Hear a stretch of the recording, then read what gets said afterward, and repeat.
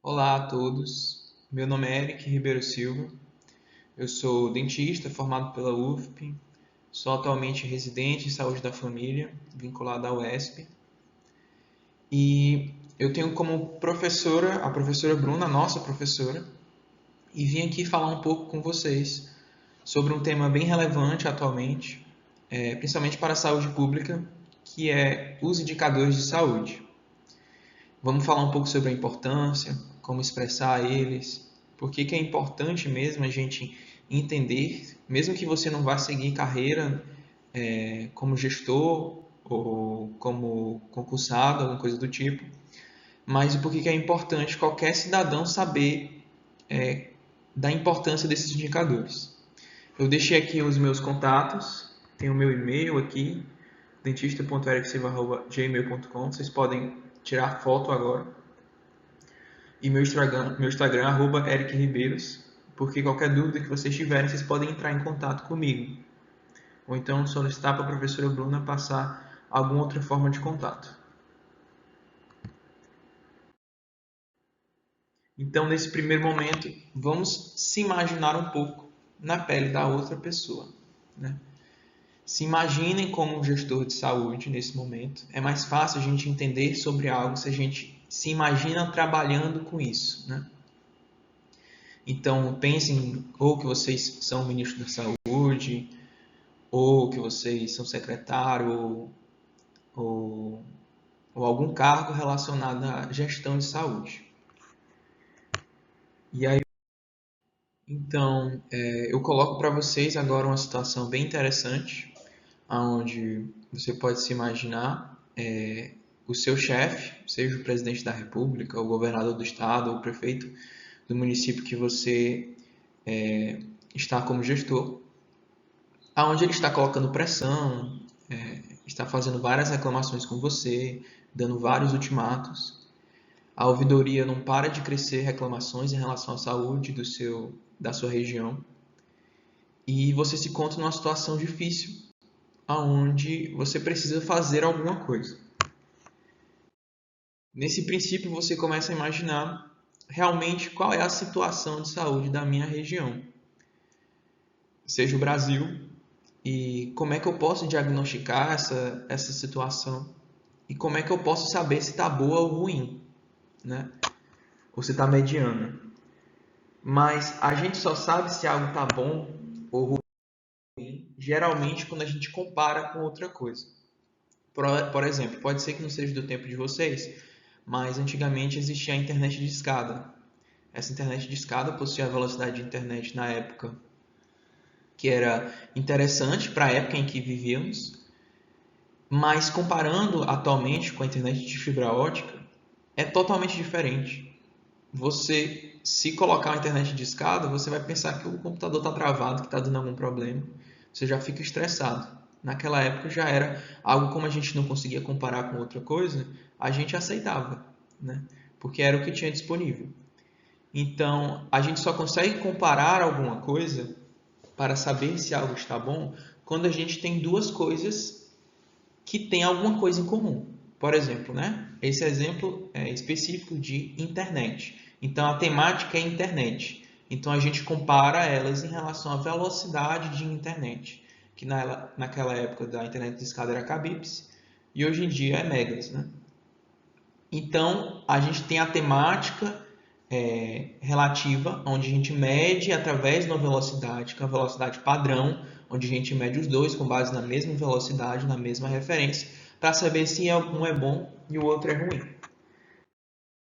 Então, seguindo esse conceito, vocês com certeza lembram quando estavam assistindo aula de geografia ou então quando estava assistindo algum jornal sobre esse índice famoso chamado Índice de Desenvolvimento Humano, que é o IDH. Ele mede em relação à evolução socioeconômica de uma região, onde a gente tem, por exemplo, nesse gráfico, né, a comparação tanto de períodos de tempo, né, de 1990, 2019 e 2022, como também em relação à comparação com outras regiões diferentes. Então, a gente tem um índice padrão, onde a gente compara com outras regiões. Mas por que é importante eu saber disso, né? É interessante a gente saber, principalmente a gente como dentista, onde a gente tem, se caso você vai querer na iniciativa privada, emprego, a gente tem a opção de ir para outros locais, para outras regiões, para outros países. Você pode começar a selecionar ou avaliar essas regiões com base em alguns indicadores em relação a será se vai ser bom eu morar lá, será se vai ser bom eu trabalhar lá. Você pode ver isso através de indicadores. Seguindo nesse conceito, a gente encontra uma dificuldade em relação à saúde. A saúde ela tem como conceito, definido pela OMS em 1946, definido como a saúde um completo bem-estar físico, mental e social. Quando a gente fala isso, a gente percebe o quão complexo é, né? Se uma coisa está tanto no físico, como no mental, como no social, como é que a gente pode medir algo tão complexo? É aí que entra alguns instrumentos que podemos utilizar. A gente tem basicamente dois instrumentos diferentes, o indicador e o índice.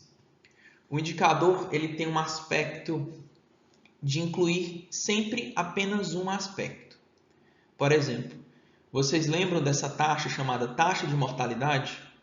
Então, a taxa de mortalidade ela vai medir a quantidade de óbitos numa região, né?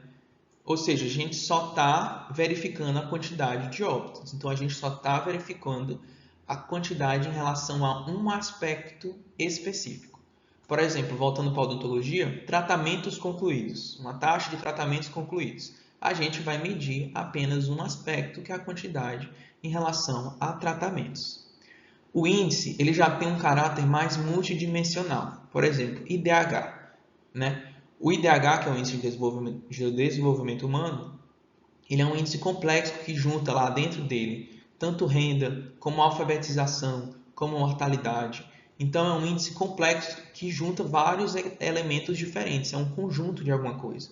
Voltando para o lado da odontologia, a gente tem um índice que é o CPOD, que ele vai medir 3 aspectos diferentes relacionados entre si, que é cárie, a doença cárie, a perda de dentes e a questão também que o O significa obturação, que é o que a gente comumente chama de restauração, né?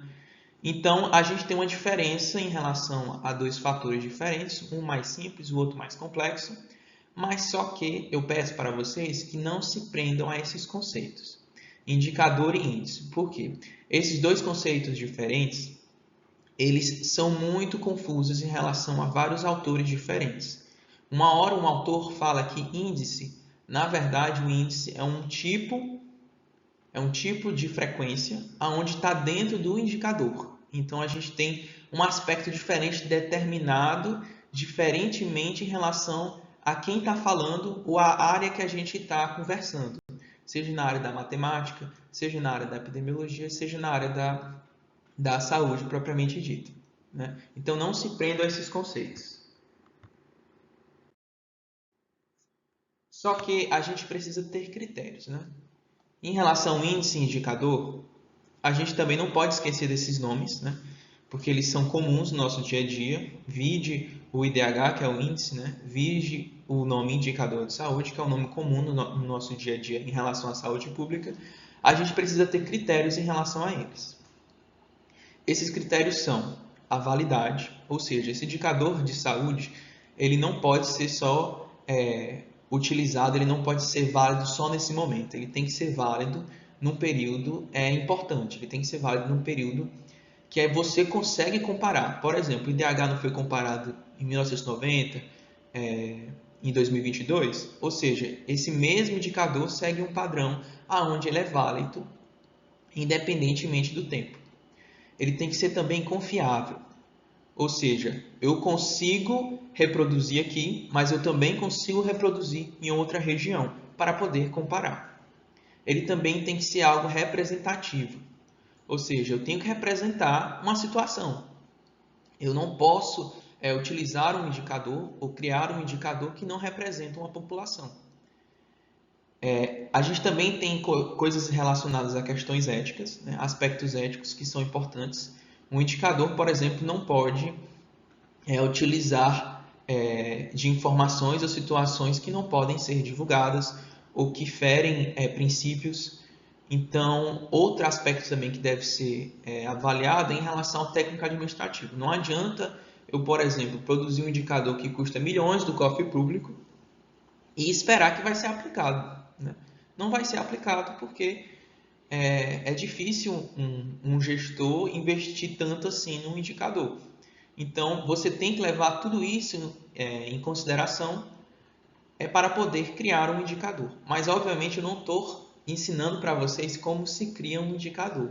O que a gente está conversando aqui é sobre a importância desses critérios para você mesmo, com a sua opinião e com a sua criticidade, conseguir avaliar se aquele indicador ele está sendo algo importante ou não para sua consideração em relação a alguma coisa da vida, né? Então a gente vem com medidas de saúde coletiva que e agora, né? Tem um indicador bom, esse indicador realmente é válido, parece ser confiável. Como é que eu posso agora expressar esse indicador? A gente tem agora, gente, basicamente duas situações diferentes, né? A frequência absoluta e a frequência relativa. Parece ser chato, né? E realmente é um pouco chato. Mas a gente vai tentar fazer de uma forma mais simples, né? Frequência absoluta. O que é absoluto, né? A gente lembra lá quando a gente estava na escola de absolutismo, onde o poder está centrado numa única pessoa. Então é algo único, né? É algo que é centralizado em algo, né? Então quando a gente fala em frequência absoluta, ele é um número absoluto. Ele é um número único, um número absoluto. Ele não vai possuir ponto de referência. Vocês querem ver um exemplo? Se por acaso eu falar assim, lá em Salvador teve uma quantidade de 200 casos de Covid, né? Eu estou falando 200 casos, ou seja, 200, um número único. Vamos comparar agora com frequência relativa, para a gente entender melhor? Quando eu falo que algo é relativo, é algo que depende de alguma coisa, não é? É algo que possui referência em relação a alguma coisa.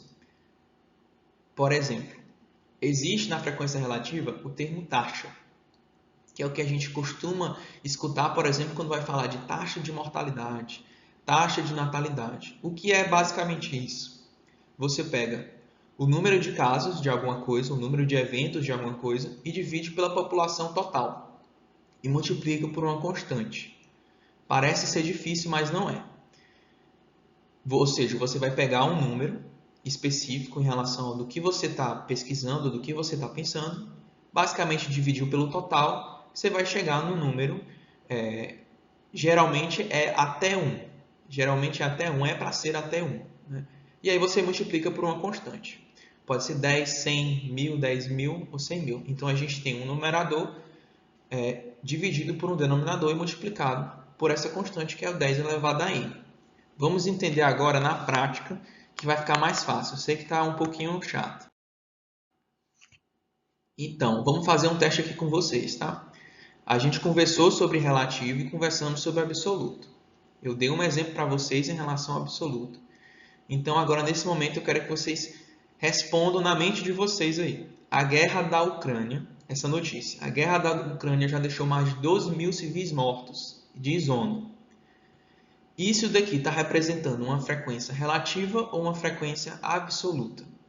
Então a gente está tendo aí que já deixou mais de 12.000 civis mortos. Pronto? A resposta é absoluta. Por quê? Né? É um único número que a gente está vendo ali, 12.000. É o número que é. Não é um número trabalhado. Não é um número que tem referência, que depende de alguma coisa. É simplesmente 12.000 mortes. É 12.000 mortes independentemente de qualquer coisa. É isso que foi verificado. Então, ele é um número, é um tipo de frequência muito utilizado em jornal, em notícia, é o que a gente vê no nosso dia a dia. Então, não é algo que é longe de vocês, não é algo que, eu nem vou precisar disso no futuro. Todo mundo um dia vai precisar. Então, a gente tem aqui uma frequência absoluta de 12.000 mortes. Agora vamos passar para o próximo. Nessa situação agora, a taxa de hospitalização por Covid-19 teve maior proporção no Nordeste. De acordo com a pesquisa divulgada pelo Ministério da Saúde, na sequência está o Centro-Oeste, com 5,5%. O que é esse 5,5% aqui? Ele é absoluto ou relativo? Pronto, acredito que todos já sabem a resposta. É do tipo de frequência relativa. Por quê? É um número que depende de alguma coisa. Como é que pode ser isso? A gente não está vendo ali que é a taxa de hospitalização por Covid-19? Provavelmente, como é que foi calculado? Pegou-se o número de hospitalizações por Covid-19 e dividiu pelos casos diagnosticados de Covid-19 e multiplicou-se por uma constante. Como está em porcentagem ali, provavelmente, quase certeza, a constante multiplicada é 100. Né? Porque quando a gente está aprendendo matemática lá no ensino médio ou no ensino fundamental 2 sobre porcentagem, a gente percebe que quando a gente chega no número decimal e se multiplicar por 100, ele vira uma porcentagem. Né? Então, a gente tem ali 5,5%. É um número que ele vai depender por quê? De uma referência. E se por acaso fosse casos de Covid-19 prováveis? Eu tenho um número de hospitalização, mas eu mudo o denominador. Em vez de ser o caso de Covid-19 diagnosticados, eu coloco o caso de Covid-19 prováveis. Ou seja, o número e a taxa que está ali pode ser que aumente ou diminui. Então, vamos passar para o próximo slide. Mas vocês já entenderam que a frequência, quando eu falo frequência relativa, ela é relativa porque ela depende de um referencial, ela depende de alguma coisa para ser aquilo. Ele é um número que é mais trabalhado, é um número que passa por um cálculo. Então, vamos entender melhor isso aqui. Segundo o mais recente informe semanal sobre os dados de dengue, o Brasil apresenta redução nas taxas de letalidade pela doença nas 10 primeiras semanas epidemiológicas de 2024, quando comparado ao mesmo período de 2023. É um texto um pouquinho difícil, mas basicamente está falando sobre a taxa de letalidade da dengue comparada em ao mesmo período em 2 anos diferentes, 2024 e 2023. O que seria a taxa de letalidade? Como o nome já diz, letalidade refere-se a algo letal, né? Ou seja, é a porcentagem de desfechos negativos em relação à doença. No caso, desfecho negativo aqui nesse texto é em relação ao óbito, ou seja, o quanto a dengue gerou o óbito das pessoas, né? Em relação ao quanto ela conseguiu levar ao óbito os casos. Então, continuando a leitura, de acordo com o informativo, a letalidade de óbito sobre o total de casos prováveis está em 0,03% entre a semana 1 a 10 deste ano, ante o 0,07% do mesmo período de 2023. Ou seja, a gente tem um caso provável aqui, os casos prováveis de dengue, em relação à letalidade de óbito nessa população, que é dos casos prováveis, está em 0,03%.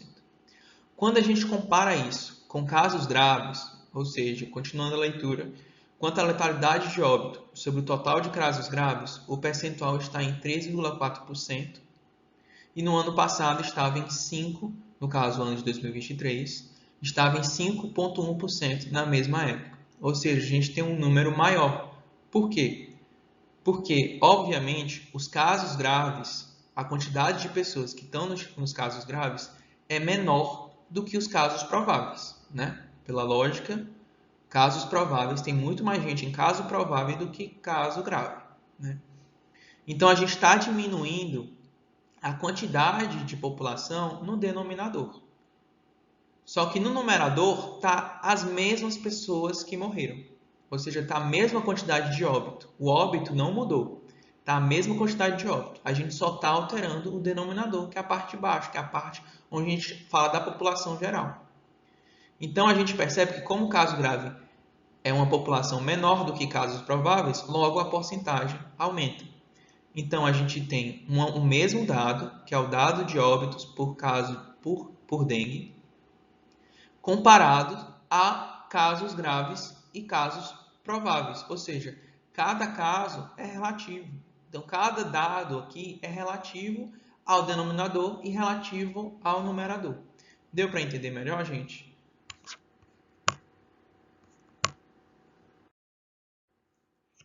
Agora, falando sobre a constante, a gente vê lá a constante em relação a 100, né, que dá a porcentagem, a gente vê a constante em relação a 1000, e a gente tem também uma constante que é muito comum quando por exemplo, incidência ou mortalidade de uma doença, que é, por exemplo, a constante de 100.000.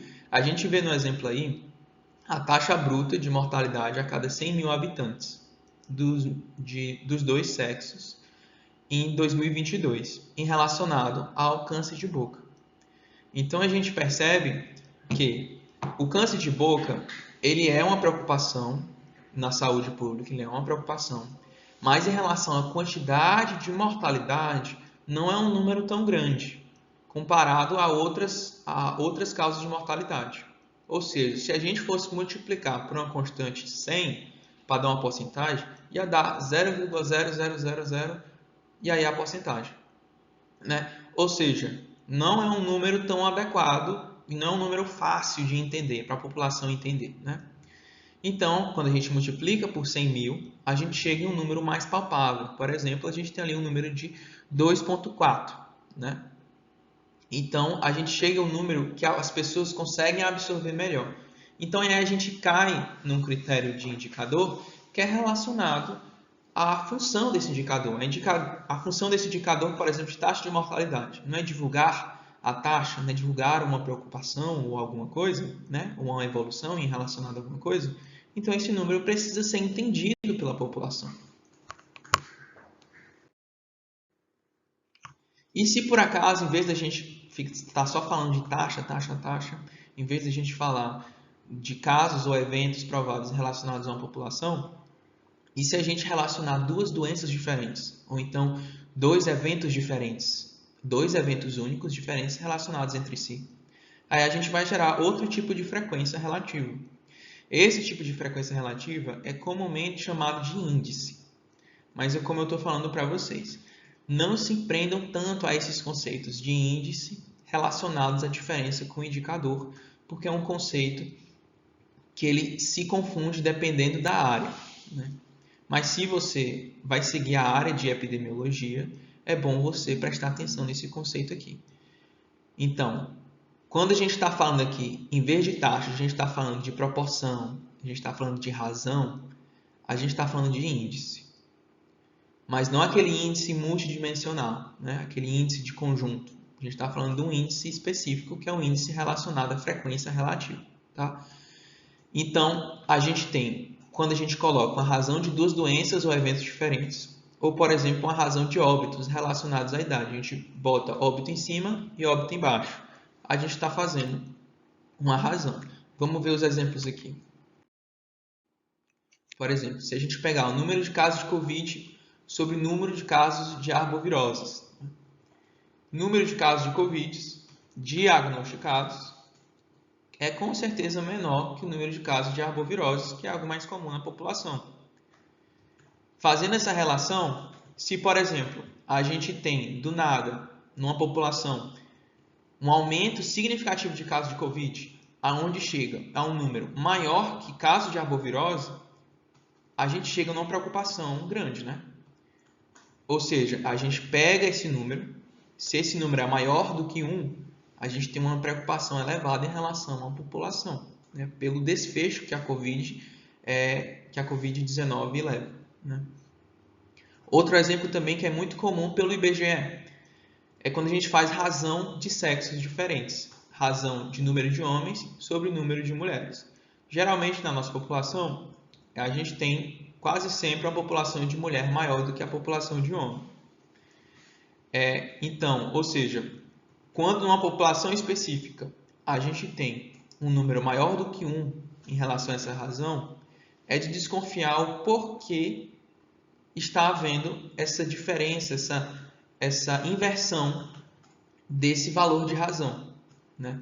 Ou seja, é mais um indicador que gera desconfiança ou avalia alguma coisa diferente em relação à população. É como se fosse um sintoma, é como se você estivesse colocando um termômetro em alguém. Um outro exemplo, por exemplo, em relação a óbitos, a gente tem um indicador importante em relação à doença cardiovascular, que é o IMPDC, que ele vai aferir o número de óbitos por doenças cardiovasculares sobre o número total de óbitos pelas demais causas. Ou seja, a gente tem aqui dois óbitos relacionados, só que o numerador, que é o óbito por doença cardiovascular, é um óbito específico. No denominador, a gente tem todos os outros óbitos inclusos nesse indicador. Então, a gente já tem uma coisa diferente. Mas vocês querem ver uma coisa importante? Esse tipo de índice, eles não medem risco. E eles devem ser utilizados com cautela. Por quê?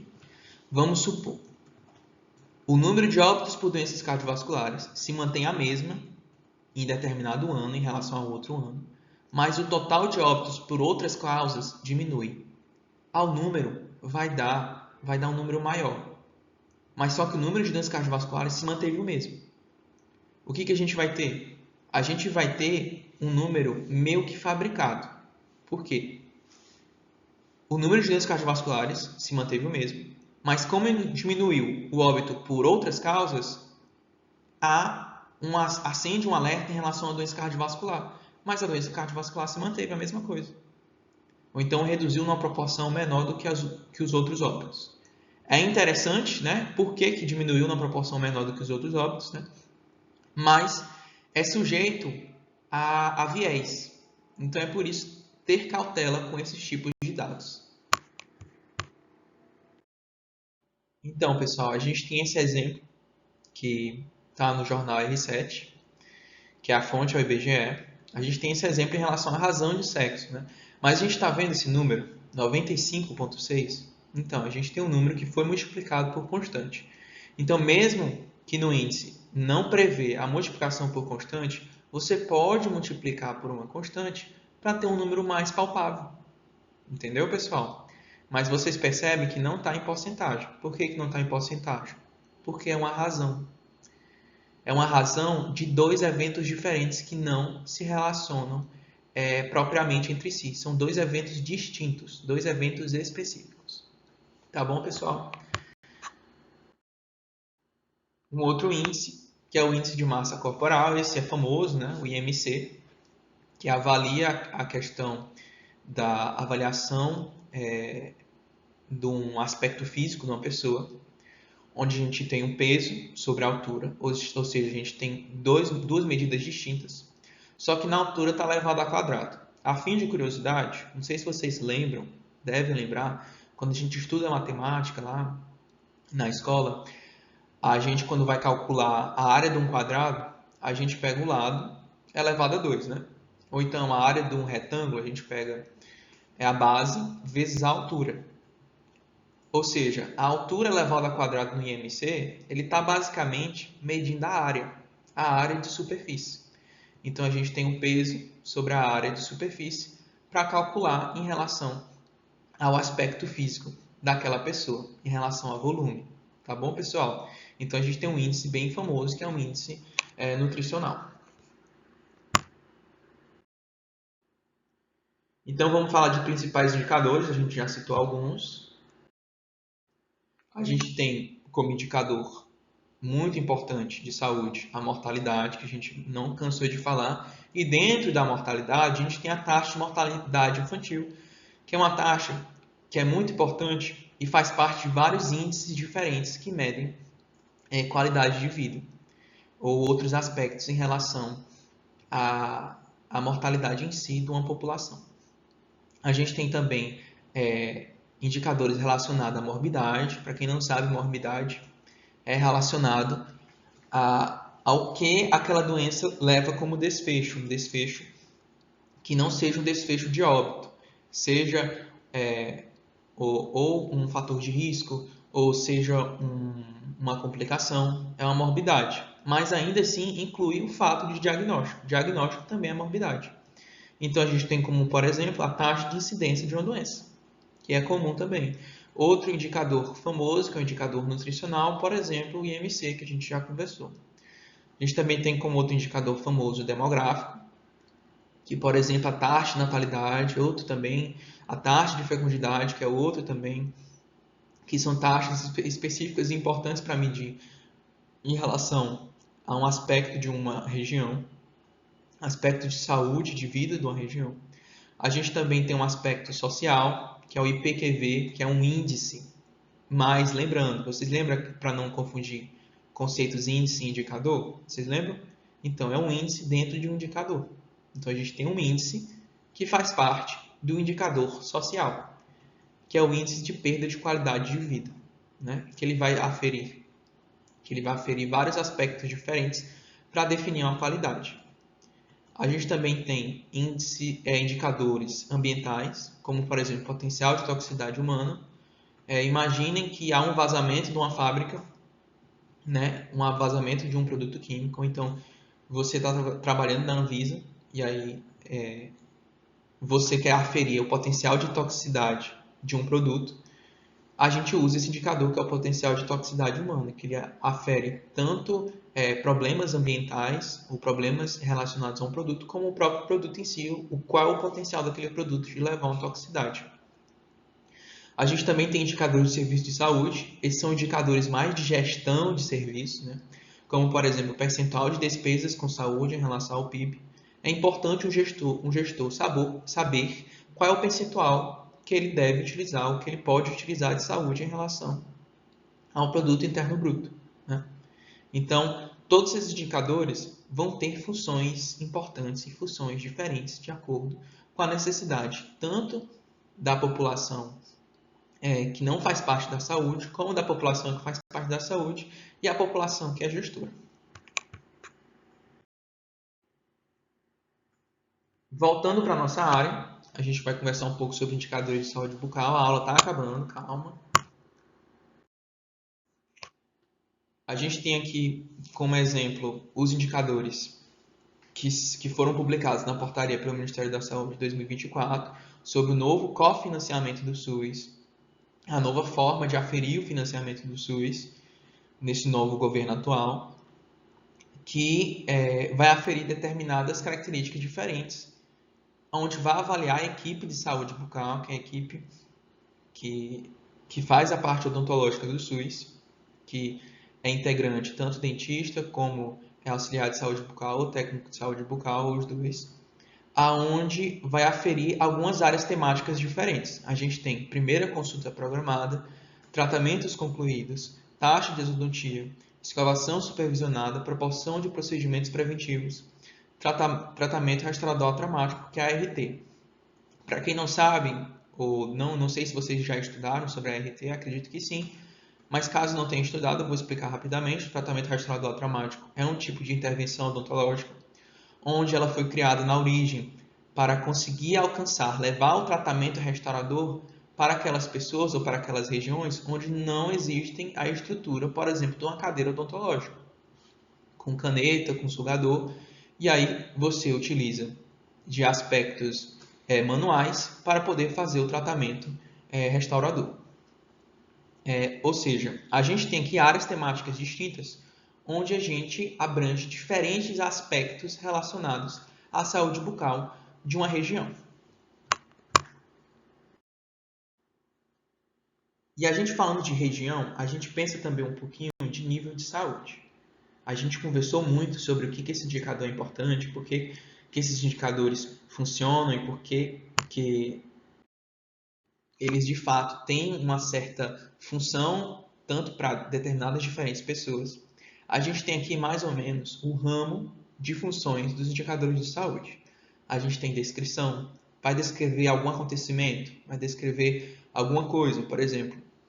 Teve a Segunda Guerra Mundial, por exemplo, lá na Holanda, teve bastante casos de fome, né? A população passou por muita fome. Você quer descrever essa situação horrível, uma situação de vulnerabilidade, um indicador de saúde consegue de uma forma, não de uma forma total, mas de uma forma parcial, a descrição desse evento, o impacto da descrição desse evento. Os indicadores de saúde também funcionam para predição ou prognóstico, vide a questão da taxa de incidência de doença, um prognóstico relacionado a uma taxa de letalidade de uma doença. A gente também tem a explicação de eventos através de indicadores de saúde, por exemplo, no caso que a gente passou pela Covid-19, a explicação daquele evento também passa por indicadores de saúde. A gestão e qualidade dos sistemas, que a gente já falou de serviço de gestão, né? e a importância desses indicadores para isso, por exemplo, a questão das despesas, dos gastos públicos. Também tem indicadores de saúde relacionados à avaliação, avaliar algum ambiente, alguma região sobre determinada situação. A gente também tem os indicadores de saúde como promoção de causa. Por exemplo, com certeza vocês já viram algum político citando algum indicador para promover alguma ideologia ou promover algum aspecto importante que a população precisa saber, né? Ou para a sua própria argumentação para a votação de alguma coisa. A gente também tem indicador de saúde para prestação de conta, vide também a questão do produto interno bruto, mas também a questão do quanto o financiamento ou a porcentagem desse financiamento que vai para a saúde. A gente também tem a questão da pesquisa, que é um fator importante, vide o nome dessa disciplina, que é de epidemiologia. E a gente também tem a mensuração de disparidades, que foi o que a gente viu em relação a índice da razão de, por exemplo, duas doenças diferentes ou dois sexos diferentes. E agora a gente vem para uma parte muito importante. Se você quer seguir carreira de saúde pública ou você quer ter uma opinião crítica em relação ao serviço público, é importante você saber disso daqui, tá? Então, nesse momento, quem não está prestando atenção, preste atenção agora que é importante. A gente tem um aspecto muito importante dos indicadores, que são os indicadores de desempenho. Vocês lembram quando eu falei lá dos indicadores de saúde bucal que foram publicados na portaria em relação a 2024, né, do novo cofinanciamento? Então, aqueles ali são indicadores de desempenho. Esses indicadores de desempenho possuem várias funções diferentes. Só que a gente lembra lá no SUS, a gente lembra do princípio da diretriz de descentralização, né? Onde o município tem um poder independente, onde esse poder independente ele consegue gerir, né? Ele consegue fazer a gestão dos seus recursos e com esses recursos fazer não o que bem entende, né? Porque o povo controla a política, né? Mas ele consegue fazer de forma eficiente ou de forma ineficiente a aplicação desses recursos para os interesses que eles acharem que são melhores para a população. Só que o Ministério da Saúde precisa de alguma forma influenciar a saúde do país. Porque a gente, apesar de sermos unidades federativas, a gente também é regido ainda pela União. Ou seja, de alguma forma o Ministério da Saúde tem que direcionar a saúde para um caminho onde o governo acha melhor, né? Com base em determinados aspectos diferentes. Por exemplo, eu não sei se vocês se lembram, mas no programa Previne Brasil, que foi do governo Bolsonaro, houve um indicador de desempenho relacionado a gestantes, né? Onde era aferido a questão dos atendimentos odontológicos a gestantes. A gente teve, na época, uma ação que era verificar se a gestante que é assistida no pré-natal tem realizado atendimento odontológico, mas também se tinha-se um impacto esperado, que é estimular ao acesso da gestante à atenção em saúde bucal no contexto da atenção primária à saúde. O que eu quero dizer com isso daqui, gente? A ação é verificar, só que o impacto é estimular. Ou seja, a gente tem um indicador induzindo um resultado. A gente tem um indicador induzindo uma ação de saúde. Aonde, se eu coloco esse indicador de desempenho, e logo, gente, por que é indicador de desempenho? Isso aqui vai aferir o quanto o município vai ganhar da União, vai ganhar de recursos a mais da União. Então é importante para o município ganhar mais dinheiro para poder aplicar mais recursos e fazer o que bem entende, né? Mas, de alguma forma, como eu falei, o Ministério da Saúde precisa estimular de alguma forma uma direção para o país. Então a gente tem aqui um indicador que ele não está avaliando. Ele está avaliando, né? Mas no fim ele impacta de uma forma, ele estimula uma coisa. Então quando você define um indicador de desempenho, você está apontando mais ou menos para onde você quer que a saúde daquela região siga, né? Porque se a região não seguir esse aspecto que você está aferindo, que você está medindo, que você está estimulando, o município ganha menos dinheiro. Então, esse indicador é a proporção de gestante com atendimento odontológico realizado, e o cálculo é o número de gestantes com pré-natal e atendimento odontológico na atenção primária de saúde sobre detalhe para essa informação que a gente vai conversar depois sobre ela. Sobre esse denominador, que é número de gestantes identificadas. Tá? Número de gestantes identificadas. Gravem isso. E aí multiplique-se pela constante, a constante 100, para ficar em porcentagem. Qual foi o resultado desse indicador? A gente teve em 2018, né, no primeiro quadrimestre, 12%, que foi a época da primeira aplicação, da primeira avaliação desse indicador de desempenho. A gente teve apenas uma proporção apenas de 12% dos atendimentos odontológicos realizados nas gestantes identificadas. Só que em 2021, após 3 anos da aplicação desse indicador, a gente teve um aumento que quadruplicou, ou quase quadruplicou, na verdade, essa proporção para 42%. Ou seja, houve um estímulo em relação à aplicação desse indicador. Ou seja, o resultado teve um aumento dessa proporção. Ou seja, você consegue manipular ou você induzir a saúde de uma região com base no indicador de desempenho. Então, pessoal, passando depois daquele período do Previne Brasil com o governo Bolsonaro, teve-se uma mudança no cálculo quando o governo Lula entrou. Que o Previne Brasil se manteve de 2022 a 2024, hoje em dia ainda mantém em relação a um aspecto, não de forma completa, mas em relação a um aspecto, mas ele tem um novo nome, né? Tem um novo cofinanciamento. No governo Lula foi alterado o cálculo, não a área temática. A área temática se manteve, gestantes, mas no governo Lula foi alterado o cálculo. Aonde, vocês lembram que eu pedi para vocês frisarem naquele denominador número de gestantes identificadas, que é esse daqui? Agora a gente vai ter número de gestantes com pré-natal na atenção primária à saúde. A gente já tem algo diferente, né? E aí, do que vocês inferem aí? Pensem um pouquinho, qual é o impacto que isso vai ter no cálculo. Eu já dei tempo para vocês pensarem, vou dar a resposta agora. É que, para a gestante ser considerada que ela está fazendo pré-natal na atenção, ela precisa de um número mínimo de consultas. Se eu não estiver enganado, são 6 consultas. Ou seja, é uma gestante que é muito mais ativa na UBS, né? Ou seja, se ela é muito mais ativa na UBS, ela tem uma maior probabilidade, provavelmente, de ser consultada pelo menos uma vez com o dentista da sua equipe.